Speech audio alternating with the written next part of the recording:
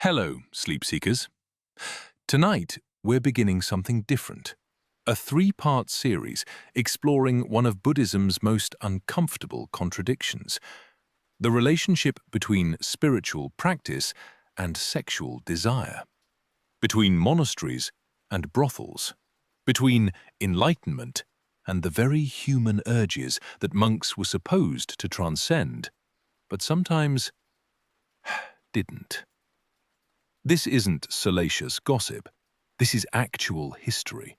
Real Zen masters who frequented pleasure quarters. Real philosophical debates about whether desire should be suppressed or embraced. Real poetry written by enlightened monks about prostitutes, sake, and the bodies of women they loved, or paid for, or both. We're going to explore three aspects across 3 episodes.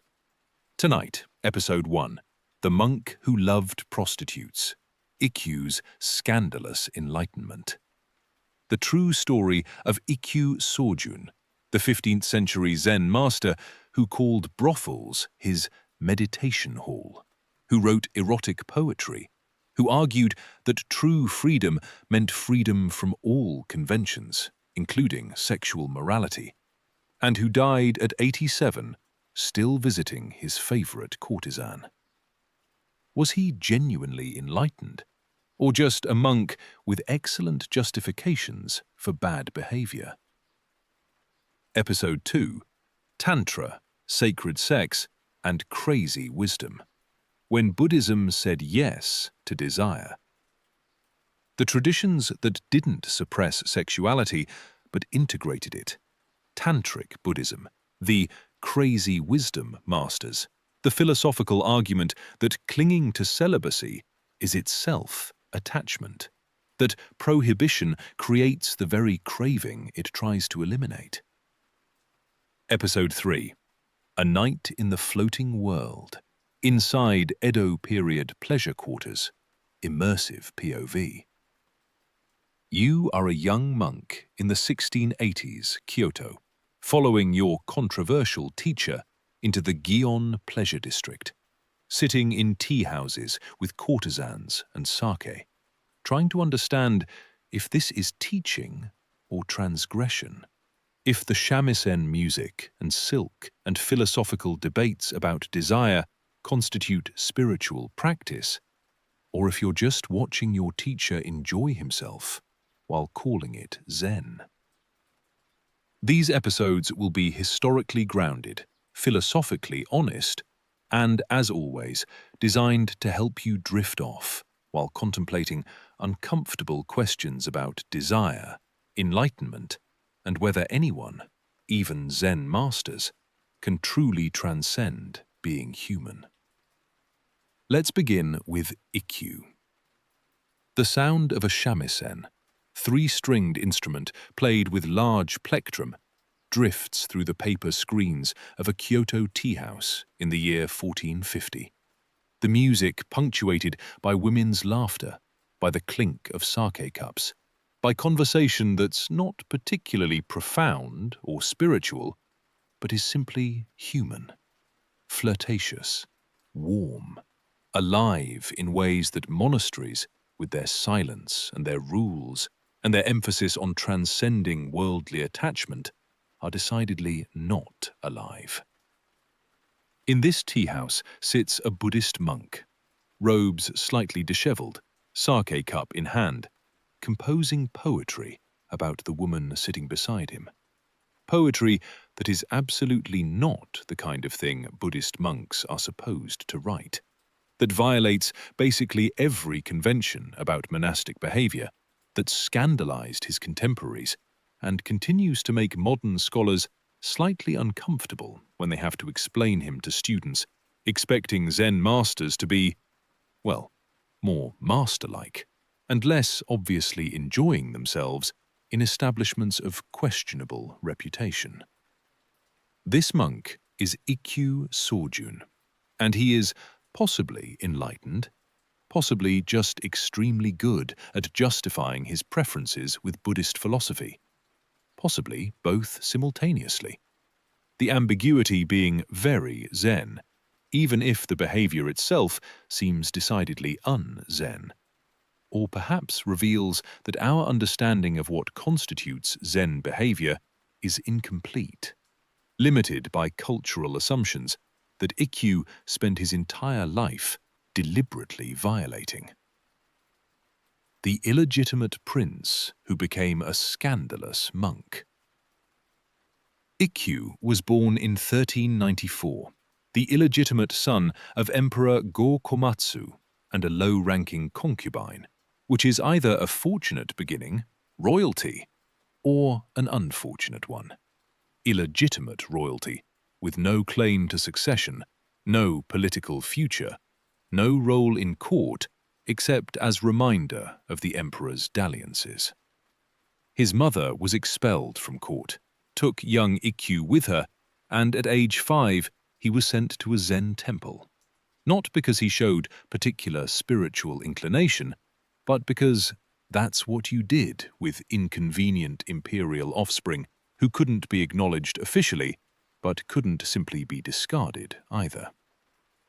The temple was Ankokuji in Kyoto, part of the Rinzai Zen tradition, known for rigorous training, koan study, and the kind of discipline that was supposed to transform wayward boys into respectable monks who brought no shame to anyone and caused no trouble. Which clearly didn't work in Ikkyū's case. Though whether this represents failure of the training or success of a different kind is the question we'll be exploring for the next hour or two, while you, hopefully, drift off to sleep, contemplating Buddhist philosophy and its relationship to pleasure quarters. Ikkyū was apparently a brilliant student, quick-witted, excellent at Chinese poetry, capable of the kind of intellectual engagement that Zen training demands, able to grasp philosophical concepts and argue about them with sophistication beyond his years. He was also, from early on, resistant to authority, skeptical of religious hypocrisy, unwilling to pretend reverence he didn't feel, which made him simultaneously an excellent Zen student, questioning everything, accepting nothing on authority, and a terrible monastic subject who couldn't follow rules he found arbitrary or meaningless. At age 17, he attempted suicide, rowing a boat to the middle of Lake Biwa and preparing to drown himself, overcome by despair about something. Accounts differ on what triggered this crisis, some suggesting romantic disappointment, others existential anguish, others simple depression that had no specific cause beyond brain chemistry, and the general difficulty of being human, especially when you're 17 and illegitimate royalty living in a monastery where you don't quite fit. A messenger arrived just in time, sent by his mother, apparently having sensed something wrong, having intuited her son's desperation through whatever maternal instinct or coincidental timing saved his life. Ikkyū returned to shore, didn't drown, continued living, which, from historical perspective, is fortunate, because if he'd died at 17, we wouldn't have his poetry, his teaching, his scandalous example. Though perhaps the Rinzai tradition would have been spared considerable embarrassment, which they might have preferred. He studied with various teachers, including Ikkyū Sōjun, a master who recognized Ikkyū's genuine insight despite his difficult personality, who appreciated his intelligence even while being frustrated by his refusal to conform, who eventually gave him Dharma transmission, official recognition that he had attained realization, that he understood Zen deeply enough to teach others. Though Ikkyū refused the certificate, refused the official documentation of his enlightenment, arguing that true understanding couldn't be certified, that institutional Buddhism had become corrupt, that the emphasis on lineage and transmission had replaced actual practice with bureaucratic credentialing. This refusal is characteristic of Ikkyū's entire approach. Yes, he was part of the tradition, studied within it, achieved recognition within its structures, but he simultaneously rejected those structures, criticized them, insisted on maintaining independence from the institutions that granted him authority, which is either admirable integrity or adolescent rebellion extended into adulthood, or both, or neither, depending on how generously you're interpreting his motivations. The brothel as meditation hall. After receiving and refusing the documentation of his Dharma transmission, Ikkyū didn't establish a monastery, didn't gather formal students, didn't settle into respectable life as recognized Zen master. Instead, he wandered, wrote poetry, drank sake, and, most notoriously, frequented brothels and entertainment districts, the pleasure quarters where merchants and samurai went for company, conversation, music, and sex, where money bought access to beautiful women trained in arts from shamisen playing to calligraphy to the performance of intimacy, whether genuine or simulated being beside the point when the performance itself was the product being purchased. Ikkyū was explicit about this, didn't hide it or make excuses, or engage in the hypocrisy he despised in other monks who maintained public virtue while privately violating their vows. He wrote poems about brothels, about the women who worked there, about his own desires and their satisfaction.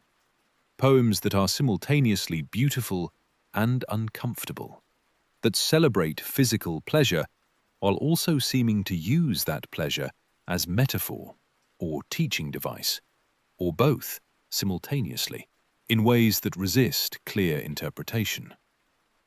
One of his poems goes, "Beautiful ladies, their faces covered with sleeves of silk, sing marvelous songs. This is also a fine place to meet the Buddha." This is either profound teaching about finding enlightenment in unexpected places, about recognizing Buddha nature in all beings, including sex workers, about the non-duality that doesn't distinguish sacred from profane. Or it's a monk rationalizing his preference for spending time with beautiful women by framing it as spiritual practice, which is extremely convenient, and perhaps the oldest justification in history for men doing what they want while claiming higher purpose. Ikkyū would argue, did argue repeatedly, that the distinction doesn't matter, that trying to separate spiritual from sensual, pure from impure, acceptable from unacceptable, is itself the problem, the dualistic thinking that Buddhism is supposed to transcend. If enlightenment is real, if you've genuinely realized the emptiness of all phenomena, then nothing is fundamentally different from anything else. A brothel is no less sacred than a temple. A prostitute is no less Buddha than an abbess. Sexual desire is no different from the desire for enlightenment, except in the story you tell yourself about which desires are spiritual and which are merely physical. This is sophisticated Buddhist philosophy. It's also, potentially, complete nonsense that allows someone to do whatever they want while claiming it's all the same from the perspective of ultimate truth, which is the problem with non-dual philosophy. It can justify anything, eliminate all moral distinctions, create framework where every action is equally empty and therefore equally acceptable, equally meaningless, equally enlightened.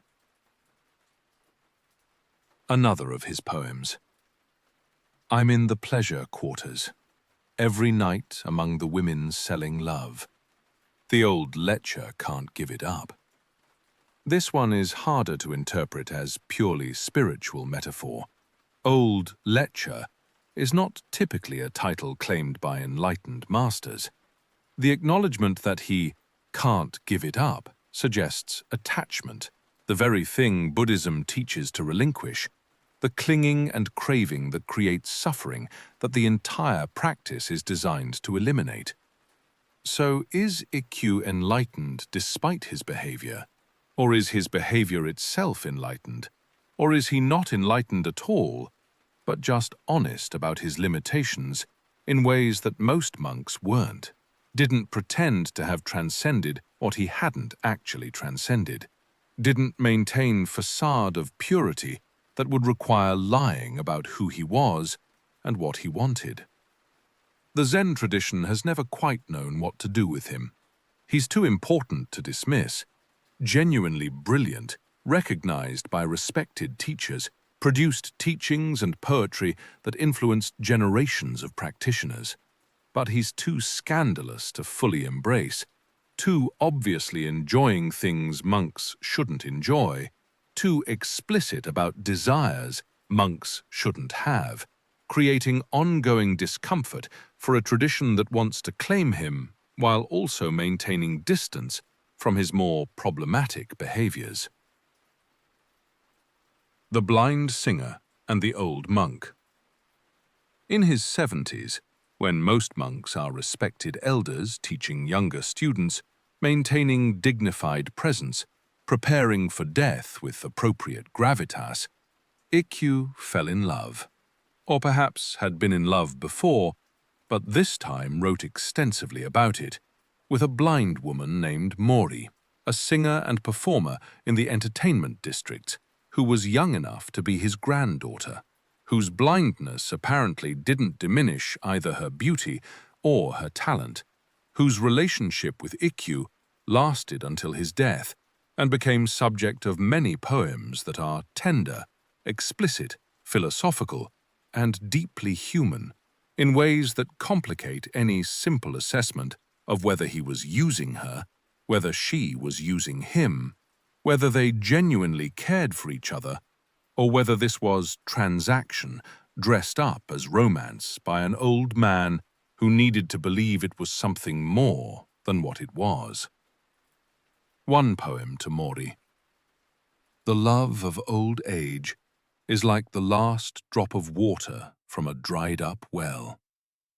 This is not the kind of thing you write when you're pretending your sexual relationships are purely spiritual teaching devices. This is acknowledgement of mortality, of being old, of the poignancy of late-life romance, of the sadness mixed with joy that comes from finding connection while knowing death approaches, that whatever this is won't last much longer because your body is failing, your time is limited. This might be the last chance for intimacy, for warmth, for physical affection, before the final loneliness of dying. Another poem. There is a wondrous woman who seizes hearts and will not let them go. The verb seizes is interesting, suggesting both capture and intensity, the involuntary nature of attraction, the way desire arises without permission, takes control, makes fools of us, regardless of our Buddhist training, our years of meditation, our theoretical understanding of non-attachment.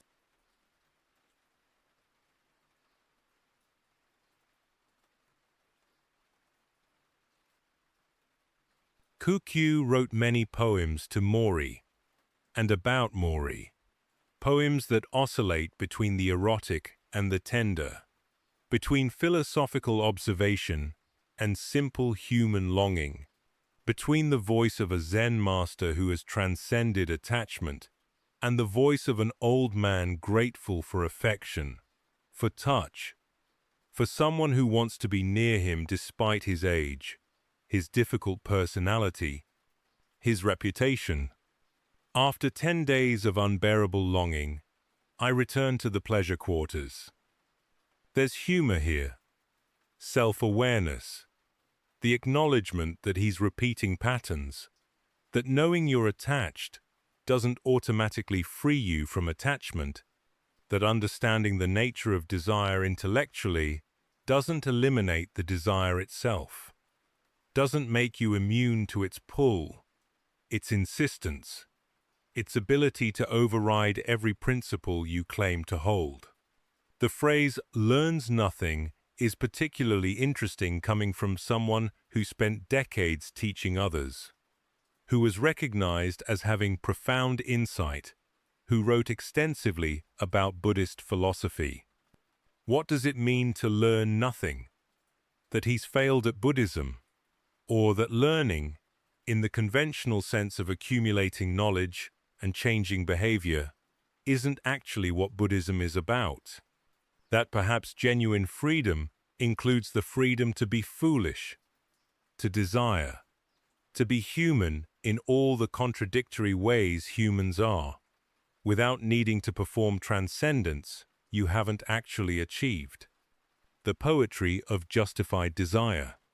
Ikkyū's erotic poetry is explicit in ways that make translators uncomfortable, that gets softened in English versions, that scholars sometimes omit from anthologies presented to general audiences, because explaining to someone browsing the Buddhism section why this Zen master is writing detailed descriptions of sexual encounters requires more context than a footnote can provide.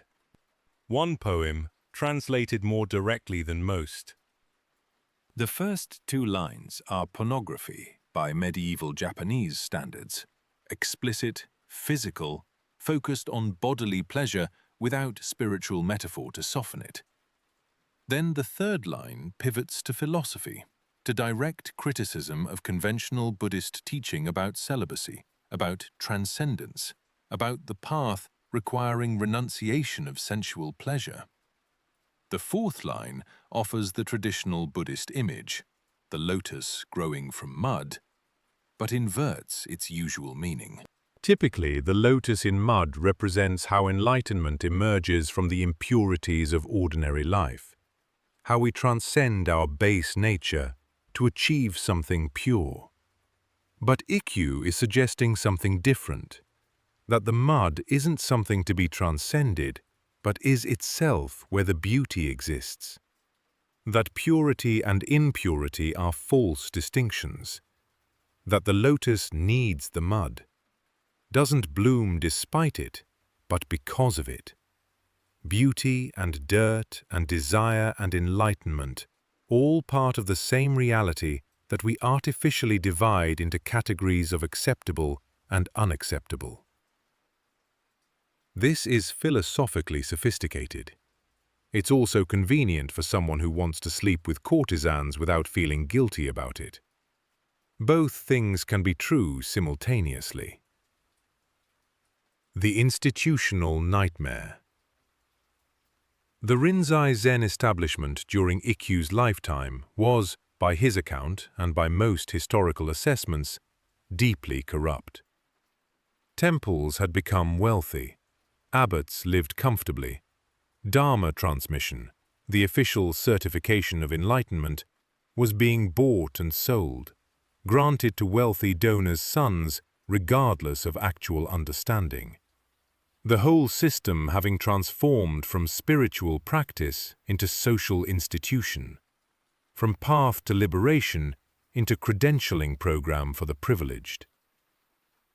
Ikkyū was scathing in his criticism, wrote poems mocking prominent monks, accused specific teachers of having no real understanding, of performing spirituality while pursuing wealth and status, of maintaining facade of holiness while being as bound by ego and desire as anyone else, just lying about it, which he considered worse than honest admission of limitation. One of his most famous critical poems, "The monks of this temple are all frauds. They sell certificates of enlightenment like fish at market. I'd rather spend my evening with an honest whore than with dishonest monks who claim to be saints." This is inflammatory by any standard, medieval or modern. Calling other monks frauds, comparing the temple to a marketplace, explicitly preferring prostitutes to priests. This is not how you maintain good relationships with institutional Buddhism, not how you get invited to teach at prestigious monasteries, not how you advance within the tradition's hierarchy. But Ikkyū wasn't interested in advancement, in institutional approval, in the respect that came from playing the game according to established rules. He'd already received Dharma transmission, already had the credentials that mattered for teaching, and he'd refused the certificate, refused to participate in the system he found corrupt, insisted on maintaining independence even at the cost of influence, comfort, security that would have been available if he just moderated his criticism, softened his approach, pretended respect for authorities he didn't respect. The question is whether his frequenting of brothels was genuine expression of non-dual understanding, or whether his criticism of institutional Buddhism was partially motivated by being rejected by that institution, by not being offered the positions and respect he thought he deserved, by resentment dressed up as principle. Revolutionary criticism always has mixed motives. Personal grievance and genuine insight are rarely fully separable. Someone can be right that the system is corrupt, while also being motivated partly by that system not treating them as they wished to be treated. These complications don't make the criticism invalid, but they do make it less pure than we might prefer our spiritual rebels to be. When the Emperor called. Despite his reputation, despite the scandal, despite spending more time in pleasure quarters than in temples, Ikkyū was appointed in 1474, at age 80, to be abbot of Daitokuji, one of Kyoto's most important Zen temples, by order of the emperor. The temple had been destroyed by fire during the Onin War, needed rebuilding, needed someone with enough prestige and credibility to attract donations, to restore its position, to navigate the political complexities of post-war Kyoto. Ikkyū accepted, which is interesting. After decades of criticizing institutional Buddhism, of refusing official positions, of maintaining independence from temple hierarchies, he agreed to become abbot of a major monastery, to take on administrative responsibilities, to be part of the establishment he'd spent his life opposing. Why? The historical record isn't clear on his motivations. Perhaps at 80, with death approaching, he felt obligation to help restore something important that had been destroyed. Perhaps he saw opportunity to reform from within, to demonstrate what temple leadership could be if freed from the corruption he'd criticized. Perhaps he needed the income, the security, the structure that age makes more appealing than it was in youth, when rebellion seems costless and independence feels like freedom rather than isolation. Or perhaps there's no contradiction. Perhaps accepting the position while maintaining his unconventional lifestyle, continuing to visit Mori, continuing to write scandalous poetry, continuing to refuse conventional monastic behavior, even while serving as abbot, was itself a teaching, a demonstration that roles don't define you, that you can fulfill responsibilities without being imprisoned by them, that serving as abbot doesn't require performing abbotness in ways that deny your actual self. He held the position for 7 years, until his death at 87. By all accounts, he was effective. The temple was rebuilt, donors were attracted, the community functioned. He apparently continued visiting Mori throughout this period, continued writing poetry, continued being himself even while performing institutional duties. The contradiction never resolved. both things existing simultaneously without apparent need for resolution. The Death Poem. Zen masters traditionally compose death poems, final statements capturing their understanding, their acceptance of mortality, their relationship to the practice that shaped their lives. These poems are usually transcendent, peaceful, demonstrating equanimity in the face of death, freedom from attachment, realization that nothing is born and nothing dies, that the self never existed to be extinguished. Ikkyū's death poem, written as he felt death approaching. I've never cared for the words of Buddha. This final journey I must make alone. If I meet the Buddha on the road, I'll kill him. Farewell to the world, its pleasures and its pains. The first line, I've never cared for the words of Buddha, is shocking coming from someone who spent his entire life as a Buddhist monk, as a Zen teacher, who claimed enlightenment within a Buddhist framework. Is this rejection of Buddhism? Or is it consistent with Zen's teaching that words are inadequate, that intellectual understanding is worthless, that the Buddha's words are fingers pointing at the moon, but not the moon itself?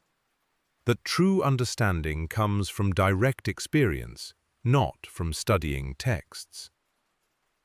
The third line, if I meet the Buddha on the road, I'll kill him, is famous in Zen, a teaching about not clinging to concepts, not worshipping authorities, not mistaking the representation for the reality. But using it in a death poem is different, suggests that even at the end, even facing actual death rather than philosophical contemplation of death, Ikkyū maintained his iconoclasm, his refusal to conform, his insistence that nothing, not Buddha, not enlightenment, not the tradition itself, is sacred in the way most people think sacredness works. The final line acknowledges the world he's leaving, the pleasures he enjoyed, the pains he experienced, bidding farewell to all of it with what might be detachment, or might be genuine affection, or might be both. The ambiguity preserved to the end. No clear resolution, no definitive answer about whether he was enlightened or just clever, free or just rebellious, a genuine master or a skilled performer who convinced everyone, including himself. He died in 1481, during the night, probably in his sleep, his body discovered by attendants in the morning. Mori was reportedly devastated, continued visiting his grave regularly, grieving in ways that suggest their relationship was genuine, at least for her. That whatever it was, love, companionship, economic arrangement, philosophical partnership, it mattered enough that its ending caused real suffering. The kind of suffering that Buddhist practice is supposed to eliminate, but which remains stubbornly present, even for those who've supposedly transcended it. The uncomfortable question. So, was Ikkyū enlightened? The tradition says yes. He received Dharma transmission from a respected teacher, demonstrated profound understanding in his teaching and writing, influenced generations of practitioners, is still studied today, his poetry still read, his examples still discussed in ways that suggest he touched something real, conveyed something genuine, wasn't merely performing spirituality, but embodying it, however unconventionally. The skeptic says, maybe not. His behavior violated fundamental precepts, his justifications seem self-serving, his criticism of others' hypocrisy might have been projection, his poetry about non-duality might have been rationalization for doing what he wanted anyway. The whole package potentially just an intelligent man with literary talent using Buddhist philosophy to justify his preferences while calling it enlightenment. The Zen answer, Ikkyū's answer, would probably be that the question itself is wrong, that trying to determine whether someone is or isn't enlightened misses the point, creates false categories, implies that enlightenment is a thing you have or don't have, rather than a way of being that includes contradiction, includes failure, includes being human with all the complications that entails. Non-dual philosophy means there's no separate enlightened person standing apart from delusion. If Ikkyū was enlightened, his enlightenment included visiting brothels, writing erotic poetry, drinking sake, loving a blind woman young enough to be his granddaughter, criticizing other monks, accepting an abbot position he'd previously rejected, dying with unclear resolution about what his life meant or whether it demonstrated anything beyond one person's determination to live according to his own understanding, regardless of what others thought. If he wasn't enlightened, then he demonstrated something else valuable: honesty about limitation, refusal to perform transcendence he hadn't achieved, willingness to be fully human rather than pretending to be more than human, which is perhaps its own kind of freedom, its own kind of teaching, its own way of cutting through the spiritual pretense that accumulates around practice when practice becomes institutionalized, becomes another way to compete for status, becomes performance of holiness rather than actual transformation. The courtesan's Buddha nature. There's a famous story, possibly apocryphal, possibly true, repeated in various versions with different details, about Ikkyū being challenged by another monk about his behavior. The monk asked, "How can you, a Dharma heir, a recognized teacher, spend your time in brothels? How can you claim enlightenment while indulging desires that ordinary people struggle to transcend?" Ikkyū supposedly responded, "Does a prostitute have Buddha nature?" The monk, trained in Zen, had to answer yes. All beings have Buddha nature. This is fundamental Buddhist teaching. To deny it would be to deny the Dharma itself. Then, in being with her, I'm in the presence of Buddha nature. In recognizing her fundamental perfection, I'm practicing Dharma. In not treating her as less than any monk or nun or pious layperson, I'm demonstrating non-discrimination. You, who claim to see Buddha nature in everyone, apparently don't see it in her. Who, then, is deluded? Who is maintaining artificial distinctions? Who is clinging to conventional morality as if it were absolute truth? There's a tension in Zen, in all Buddhism really, between two visions of liberation.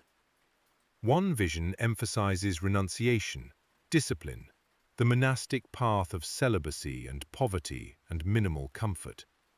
The idea that freedom comes from needing less, wanting less, gradually reducing attachment until you're free from desire itself, untouched by pleasure or pain, equanimous in the face of everything, the perfectly still mind reflecting reality without distortion. The other vision emphasizes acceptance, inclusion, the recognition that nothing needs to be transcended because nothing is fundamentally impure, that the division between spiritual and worldly is artificial, that liberation includes sexuality, includes pleasure, includes the full range of human experience engaged with full awareness, with full presence, without guilt or shame or the need to pretend you're not attracted to what attracts you, not wanting what you want. These visions are theoretically compatible. Both are pointing toward freedom from clinging, from the suffering that comes from grasping and aversion. But practically, they create different lives, different choices, different relationships to pleasure and comfort and the body's demands. Most Zen monasteries historically chose the first path: strict celibacy, minimal possessions, rigorous discipline, the icy austerity that burns away everything extraneous until only essential reality remains. This creates genuine transformation for some practitioners, genuine freedom from the tyranny of desire, the endless dissatisfaction of never having enough, the anxiety of possibly losing what you have. But it also creates repression, creates secret violations of vows, creates the hypocrisy Ikkyū criticized so vehemently. Monks who publicly maintain celibacy while privately having affairs, who claim poverty while accumulating wealth, who perform discipline while being as controlled by desire as anyone else, just hiding it better, lying about it more skillfully. Ikkyū chose the second path, explicitly, defiantly, publicly. He didn't sneak to brothels and then lie about it. He went openly, wrote poetry about it, argued that his approach was more honest, more genuinely Buddhist than the false purity of monks who claimed transcendence they hadn't achieved. But did he actually transcend attachment? Or did he just give into it while calling it something else? The test isn't whether you experience desire. Or did he just give into it while calling it something else? The test isn't whether you experience desire. That's biological, inevitable, not a moral failure. The test is your relationship to that desire. If you can have sexual experiences without clinging, without obsession, without the suffering that comes from needing what you can't have or fearing the loss of what you do have, then maybe non-attached engagement is possible, is real, is a legitimate path. But I can't give it up, as Ikkyū wrote about his visits to pleasure quarters, suggests attachment, not freedom.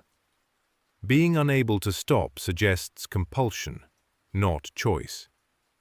The old lecher who returns again and again sounds less like liberated being freely engaging with experience and more like an addict, someone controlled by desire even while claiming to have transcended it.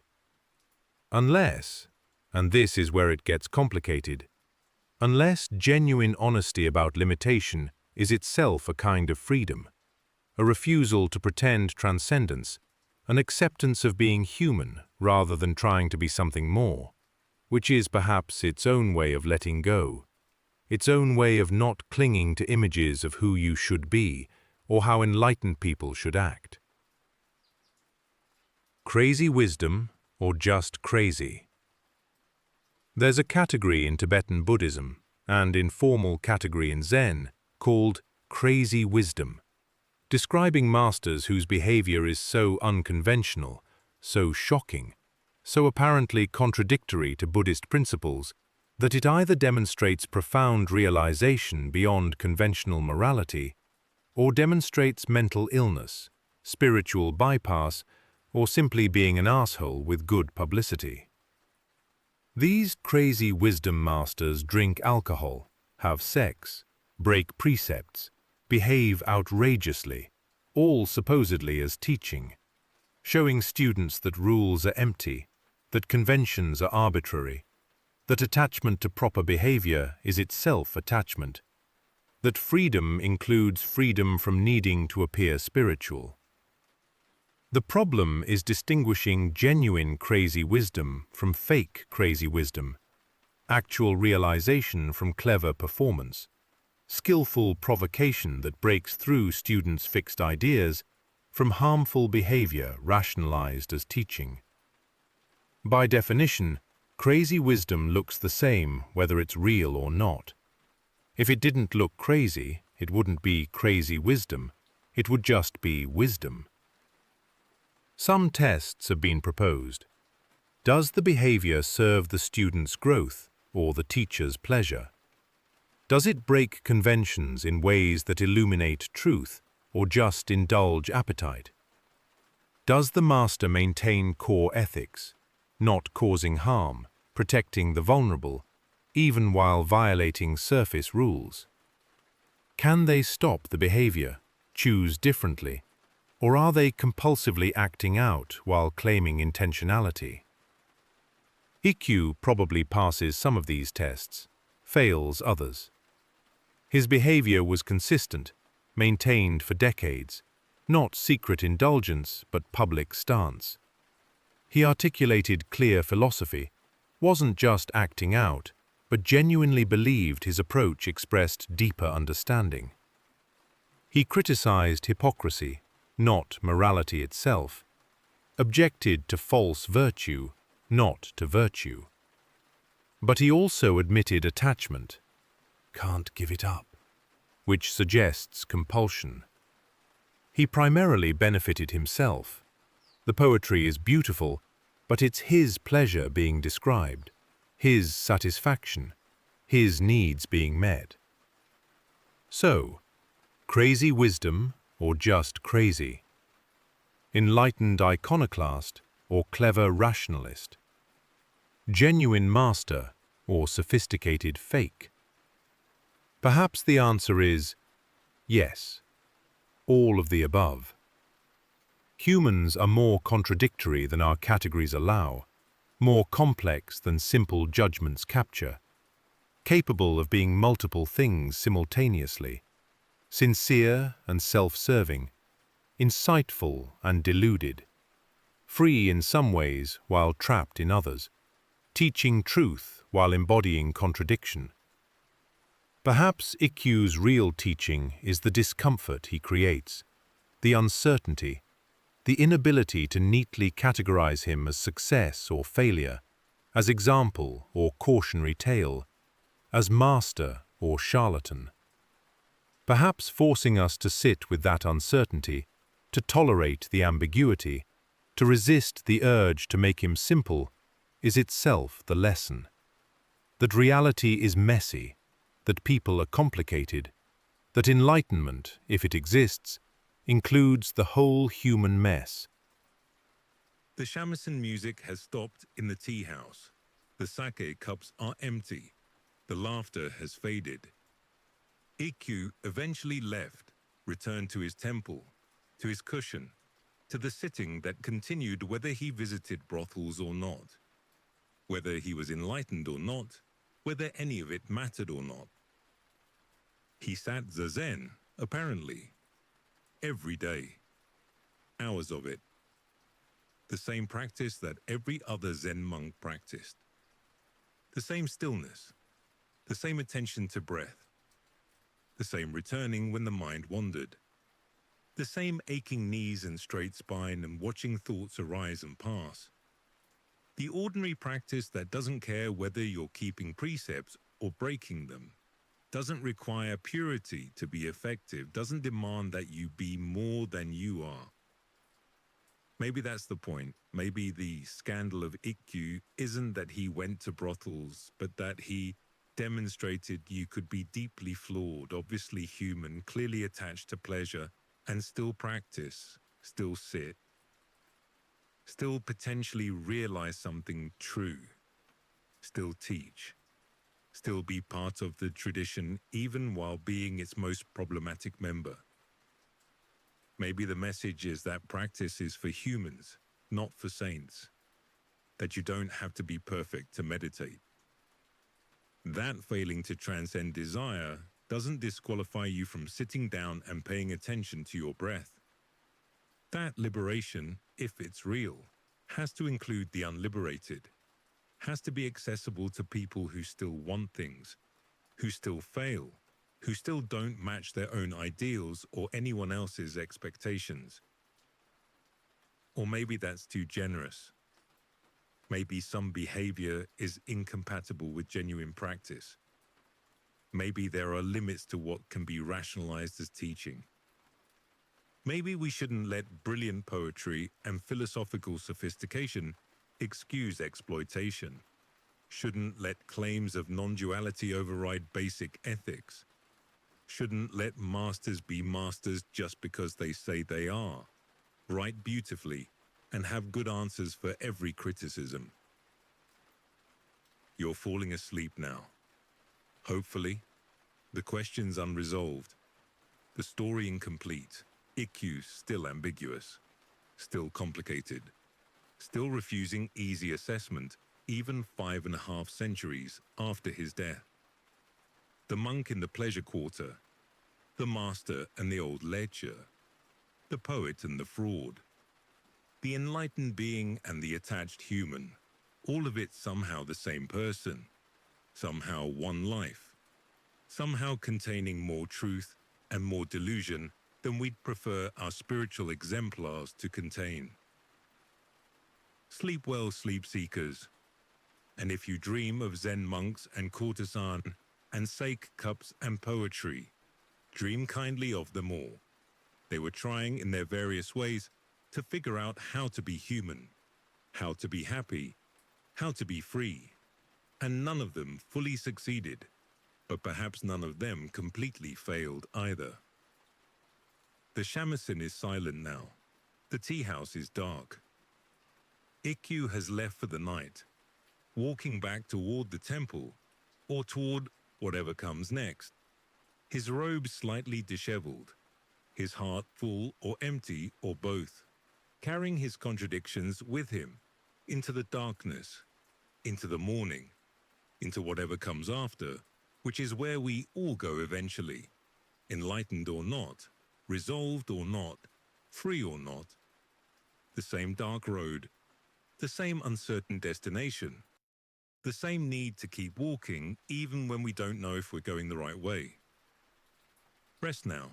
The questions will keep. They always do.